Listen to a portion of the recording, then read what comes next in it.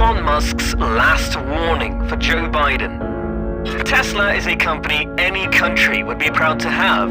With Elon Musk's dream, electric vehicles have become globally acceptable and more than just an experiment in alternative fuel transportation. The influence of Tesla is not easy to overlook or downplay, because just imagine how they got the whole automobile industry buzzing about electric cars. Everyone is going towards EVs now, from Toyota to BMW. Everyone's looking to tap into this market as soon as possible. But then, what could be the reason that Biden administration is not supportive towards Tesla when this EV maker is literally the world's biggest automobile company right now? How did Elon Musk react to this negligence from the Biden administration? Could this be the politics that's playing against the world's richest man? Stay tuned in this video. Welcome to Elon Musk Rewind. Don't forget to subscribe to our channel and press the bell icon to never miss an update on SpaceX, Tesla, Starship, or basically anything related to the multi-talented, influential tech icon and billionaire Elon Musk. In most countries of the world, the biggest companies are like babies to the government. They're often treated as a national asset and fiercely protected because they provide lots of benefits to the economy of the country. But when it comes to Tesla, however, the reverse is the case. In fact, the US government is putting hurdles before Tesla. Within space of just a decade, Tesla and SpaceX has risen to the top of the pile in the world in their respective fields, overtaking established companies from all over the world. BMW, General Motors, Ford are all committing billions to transition to make electric vehicles as they attempt to catch up with Tesla. Tesla is now worth more than several auto companies put together in market capitalization, an insane growth for a company that is less than 2 decades old. The same company holds the record for the best-selling electric vehicle with the Model 3, which always manages to rise to the top of the sales chart in any country. And the success is not surprising given the quality of the products made by Tesla. Their electric cars have the longest ranges in the market. They use fine-tuned electric motors that help them regularly outperform their competitors. Tesla cars are stuffed with the latest tech. For instance, it is easily the foremost name in self-driving. The same company is working hard to make EV batteries that last longer and cost less. It is outrageous that a country like the US can turn its back on one of the pillars of its economy. Tesla is responsible for more than 70,000 jobs directly, a fact that should earn it a seat at any economic table as a company that believes in doing as much of its manufacturing in-house or contracting it to other companies located nearby and on American soil only. Tesla is generating lots of revenue for the country, while companies like GM imports about 3/4 of the parts for a Chevy Bolt from South Korea, and Ford makes its Mach-E crossover in Mexico and imports them into the country. Tesla is building a whole local value chain that employs thousands of people and generates billions in revenues. Musk's company has inspired a whole line of startups that also want to make electric cars. Tesla has been so successful that other upcoming companies are duplicating its sales and manufacturing processes. And some EV startups tried to do that by mimicking every aspect of Tesla's rise to success. For example, by selling directly to customers, making as many components as they can in-house, releasing expensive models first before creating mass market models, and so forth.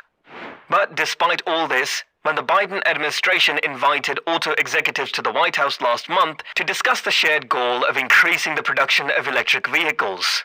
In this conference, the top officials from Ford, General Motors, and Stellantis were invited, but Tesla, which is the largest EV maker in the world, was not.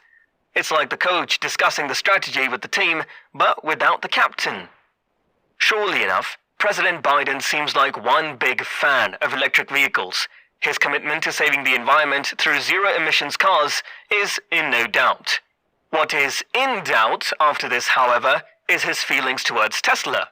President invited the big names in the electric vehicle industry. However, Tesla was not invited, which is, if you think about it, is very odd. As we have already proved, when you are asked to mention the biggest electric vehicle makers, it would probably be Tesla. Tesla is the poster boy of electric vehicles, responsible for making electric cars cool by appealing to more than just tech nerds. This list of achievements and firsts is so long. From making the first electric supercar when it released the Roadster, pioneering the use of lithium-ion batteries in a production car, pushing the limits of autonomous driving and improving battery performance. When we look at the numbers, it makes it odd that President Joe Biden, who fancies EVs, met with producers of electric cars, and he decided to exclude the best-performing maker of electric vehicles, Tesla.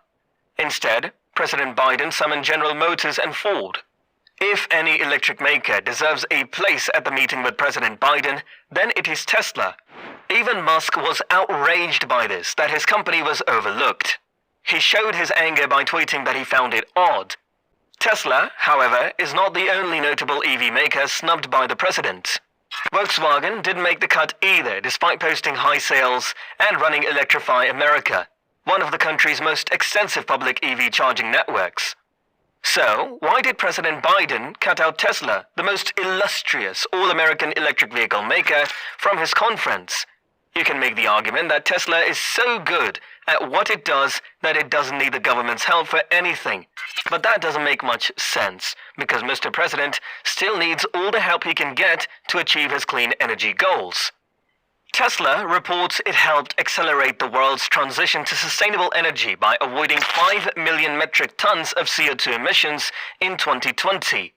The biggest clue why Tesla was excluded is what the two most prominent EV makers have in common, and what the other three car makers that were invited had in common. All three present car makers, General Motors, Ford, and Stellantis, rely on the United Auto Workers Union, ultimately UAW employees. And Tesla, notably, does not. Neither does Volkswagen.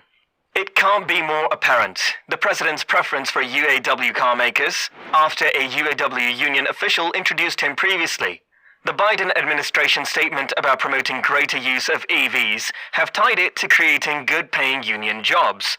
Whereas, when the White House press secretary, Jen Psaki, was asked about the notable absence of Tesla at the briefing, she explained that the president welcomes the efforts of automakers who recognize the potential of an electric vehicle future and supports efforts that will help reach the president's goal. She also admitted Tesla is one of the companies, and then attempted to avoid the question by claiming Tesla could be invited or involved in future talks about electric cars. While we all know Tesla, which is the largest EV maker in the world, was not invited because its factory workforce is not unionized, while Biden is a big supporter of unions. So, he didn't even consider Tesla's name in that conference meeting. So, after feeling bad about that incident, during the code interview, Elon Musk went a step forward and told technology journalist Kara Swisher at the conference by claiming that Biden's administration is not the friendliest administration, and it's controlled by the unions. And later, someone else tweeted with an image from the movie Alien, labeling the alien grabbing onto the face of an astronaut as UAW, and the victim as Biden. On that, Musk responded with a tweet that said, "Seems that way." And to be honest, it's the reason that makes most sense. Even Elon Musk has the same views. But what do you guys think about this? Let us know in the comments below. And most importantly, if you want to be updated on every single topic related to Elon Musk, then you should consider subscribing to the channel and pressing the bell icon. See you in the next one. Until then, peace out.